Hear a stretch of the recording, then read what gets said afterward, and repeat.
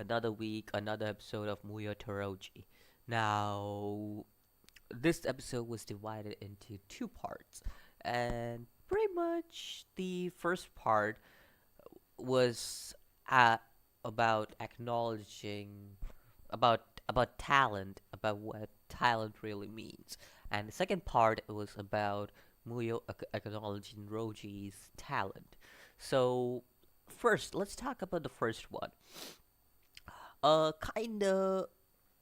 This episode just was better in general than the last two because again, I've said this in the previous video that the first episode it was decent, but it really didn't feel like I would feel for any of the characters because even though they tried to make it emotional and everything, I felt like I wouldn't feel that much because how the story was portrayed in the first episode. And in the second episode, the first half pretty much seemed boring to me, but the second half was pretty intriguing, and that's what kept me hooked on the anime. And this episode was way better than the first two, and I will give all credits for that. Now, first half, it's pretty much Muyo and Roji. They pretty much are on a hunt for a piano ghost, which pretty much this girl who is very talented and she's a great pianist and she is pretty much she's pretty much everything you want. She's beautiful and everything, and pretty much that that girl's jealousy, pretty much jealousy from other people that the girl got, people who envy this girl, which is pretty obvious because this is pretty much real world. Like if you're very talented, you will be envied by a lot of people. A lot of people will be jealous of you, and it's just the real world, just how the real world also works, and that's pretty much what was done here.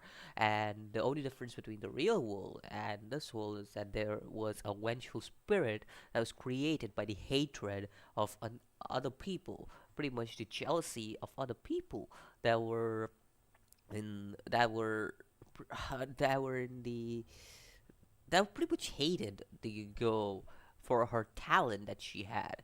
So yeah, that was pretty much the first half with Muyo talking about the talent, about how he doesn't like ordinary people because they really don't have that kind of talent. Like he he pretty much hates them for he pretty much hates them because of a certain person who's jealous of him, and that's pretty much what I saw was implied by Muyo because it has to do something with his past life, and we also know that Muyo is the youngest executor, which is the highest rank of in magical law, and Roji pretty much confirms it.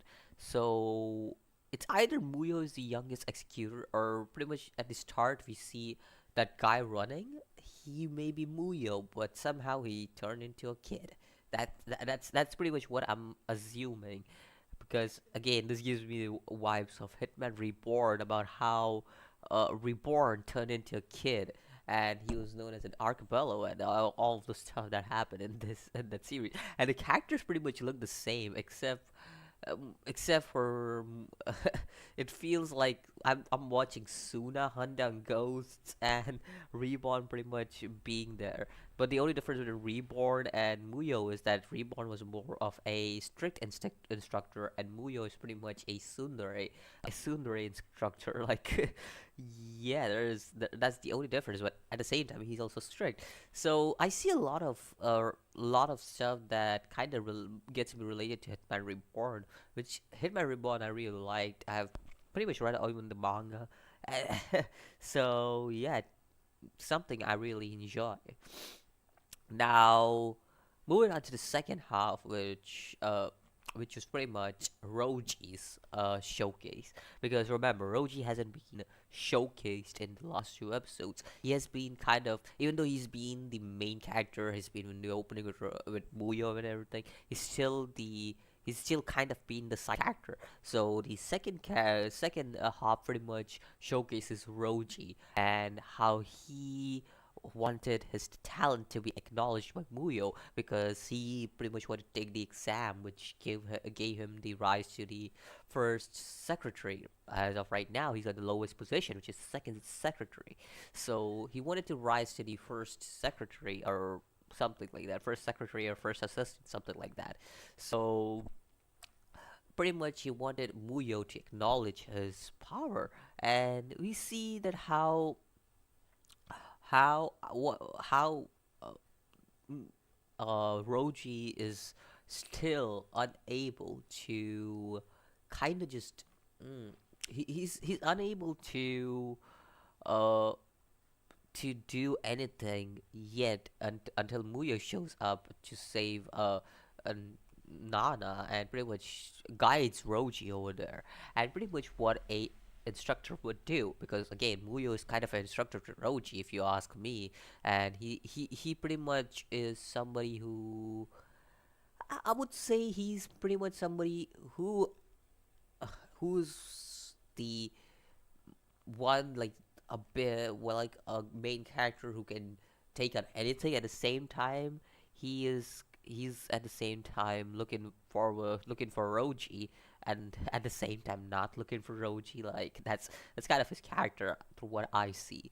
But like I said, without Muya's instruction, Roji would have been pretty screwed. I mean, Nana would have died, and that's what Muyo explains to Roji, that magical law exists to save people rather than kill them, and he pretty much put Nana's life in danger, and that kind of puts Roji in a sad position, and he with that kind of situation to be in was pretty tough for Roji without Muyo's instructions to get out of it. Now, the that was pretty much what the whole scene was all about, and now they are going to the head office of the magical law and stuff, and uh that stuff I don't understand. Like this is pretty much in a lot of animes. A woman tends to like any woman in any anime, they tend to follow a lot of people. Like I've seen most animes and I've seen a lot of anime, and Nana pretty much follows. We see the preview. If you guys haven't seen the preview, I'm sorry for spoiling it, but looking at the preview, Nana is pretty much in the other world. She's on the other side, and the magical law association stuff. Like, and you see that Nana followed them to this other world, and again, it's like every I've seen a lot of animes, and it's most of the time it's always been a girl.